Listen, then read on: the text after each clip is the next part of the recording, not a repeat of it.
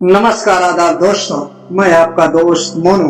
यदि आप हमारा चैनल स्टोरी टिप अभी तक आप सब्सक्राइब ना हो किए हो, सुंदर कहानियों के सुनने के लिए हमारा चैनल स्टोरी टिप को आप सब्सक्राइब। समझदार बहू, उफ ये दाल है या नमक ही नमक। मोहन भैया देखो तो, आज सुधा भाभी ने फिर से खाने में नमक ज्यादा डाल दिया। रानी ने शिकायती लहजे में अपने भाई मोहन से कहा।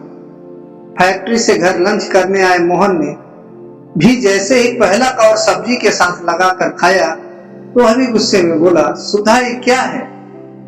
ध्यान कहाँ रहता है तुम्हारा?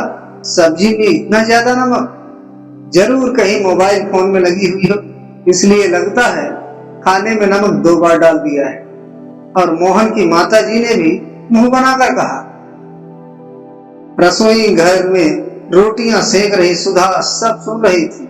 उसे बुरा लगा कि उसकी वजह से बेकार में सबके खाने का जायका बिगड़ गया। खैर वो तेजी से फ्रिज में से दही निकालकर जल्दी से प्याज टमाटर काटकर उसे छौंक कर ले गई, जो कि बिल्कुल पनीर भुजिया की तरह झटपट बनकर तैयार हो जाता है। और सबको परोसते हुए बोली, आज इसे खाइए। और दोबारा दौड़कर रसोई घर में रोटियां सेकने लगी। उसे अच्छे से स्मरण था, उसने सब्जी में सभी मसाले नमक तय मात्रा में ही डाले थे। फिर अचानक नमक का तेज होना, लेकिन ये केवल आज ही नहीं हुआ, बल्कि बीच बीच में कई बार उसकी बनाई सब्जी में कभी नमक तो कभी मिर्च तेज हो जाती है, और तो और कभी पानी।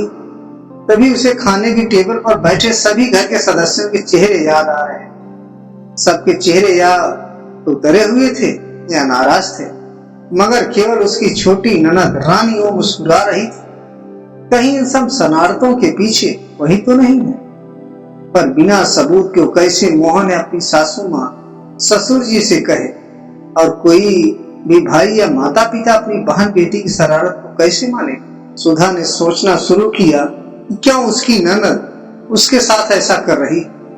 उसने तो वर्तमान में उसे हमेशा इसलिए ही किया, एक छोटी बहन एक बेटी की भांति। फिर कहीं उसकी शादी ना होना इसकी वजह तो नहीं?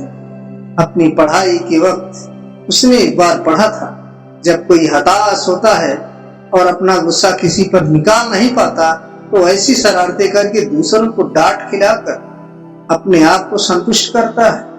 कहीं रानी दीदी भी तो बार बार शादी के लिए नकारे जाने की हताशा इस तरह मुझ पर निकाल रही है। 1-2 बार सुधा ने कोशिश भी की रानी से इधर उधर की बातें करके पूछने, लेकिन रानी साफ तौर पर नकार गई। सुधा समझ चुकी थी कि कोई अपनी गलती कभी भी स्वयं स्वीकार नहीं करता, तो यहाँ रानी कैसे मानेगी? आखिरकार उसने एक तरीका सोचा और दोपहर का खाना बनाते वक्त जानबूझकर एक कोने में मोबाइल फोन लगाकर उसकी वीडियो रिकॉर्डिंग लगा दी, जिसमें वह सब्जी में क्या नमक मिर्च मसाले डाल रही थी। और फिर सब्जी बनाकर चुपचाप ढक कर बहाने से छत से कपड़े लेने चली गई। और योजना अनुसार सचमुच उसकी ननद वहां आई और इधर उधर देख जल्दी से कड़छी भरकर नमक सब्जी में डालकर वहां से तुरंत रफू चक्कर हो गई। कुछ देर बाद मोहन फैक्ट्री से लौटकर लंच करने आया तो सुधा ने सबको दूसरी सब्जी परोसी। ये देखकर मोहन बोला, सुधा आज तो तुमने राजमा चावल बनाने के लिए तैयारियां की थी, तो फिर ये आलू मटर रोटी? सुधा ने मोहन से कहा, हाँ राजमा थोड़े ज्यादा नहीं गले, इस बार दुकान वाले ने अच्छे क्वालिटी के नहीं दिए, उसे जाकर दिखाऊंगी। खैर आप आज आलू मटर खा लीजिए, क्यों देर करते हैं? रानी दीदी को अपनी फ्रेंड के साथ बाहर जाना है ना दीदी? हाँ भाभी, कहकर रानी ने भी चुपचाप खाना खा लिया। रानी के बाहर चले जाने के बाद सुधा ने मोहन और अपने सास ससुर सबको कमरे में बुलाया और कहा, देखिए आप सभी को लगता था कि मैं भुलक्कड़ हो गई, मोबाइल फोन पर लगी रहती हूँ, इसलिए कभी नमक तो कभी मिर्च और कभी पानी सब्जी में ज्यादा हो जाता है। देखिए मैं तो सब कुछ अच्छे से डालती हूँ, मगर जब सबने वीडियो रिकॉर्डिंग देखी तो सब दंग रह गए। तो मोहन ने कहा, तुम्हें सब रानी के सामने बताना चाहिए था, ताकि उसे सबके सामने। वही तो मैं नहीं चाहती मोहन। देखिए ईश्वर की दया से आज नहीं तो कल रानी दीदी की शादी हो ही जाएगी। लेकिन वहां भी अगर उन्होंने अपनी ससुराल में अपनी इसी तरह की शरारतें और दूसरों को नीचा दिखाने की आदतें जारी रखी, उनका वहां सबसे निभाना मुश्किल हो जाएगा। ऐसे में नतीजा घर परिवार का टूटना होगा। मैंने अपने तरीकों से उन्हें समझाने की कोशिश की, मगर वो बिना सबूत के आपको बताती तो आप भी नहीं मानते। इसलिए मैंने योजना बनाई और वीडियो रिकॉर्डिंग मोबाइल पर लगाकर स्वयं रसोई घर से दूर छत पर चली गई। मगर बेटा, तुमने वीडियो रिकॉर्डिंग हमें ठीक क्यों दिखाई? रानी के सामने दिखाई होती तो? बाबूजी, मैं नहीं चाहती कि हमारे घर परिवार में नफरत बढ़े, बल्कि हम सभी में प्यार बढ़े। इसलिए वीडियो आप ही रानी दीदी को दिखाकर उन्हें समझाएं। जब बच्चे नादानियां करते हैं तो बड़े उन्हें सही तरीके से अपने अनुभव द्वारा संवारते हैं।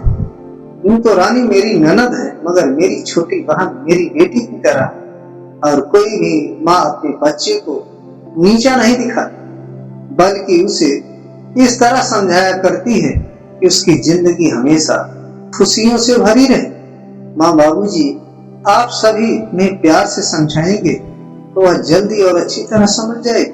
अचानक मोहन के माता पिता ने आगे बढ़कर सुधा को सीने से लगा लिया और कहा, बेटा, तुम्हारी जैसी समझदार बहू हर घर परिवार में ईश्वर सभी को दे, जो अपने परिवार को बखूबी निभाना जानती है, जो घर तोड़ने में नहीं बल्कि घरों को जोड़ने में लगी रहती है। ईश्वर तुम्हें सभी खुशियों से भरा रखे, कहकर दोनों ने सुधा के सिर पर स्नेहिल हाथ रख दिया। वहीं दूसरी ओर मोहन और सुधा दोनों भीगी हुई पलकों को साफ करते हुए मुस्कुरा रहे।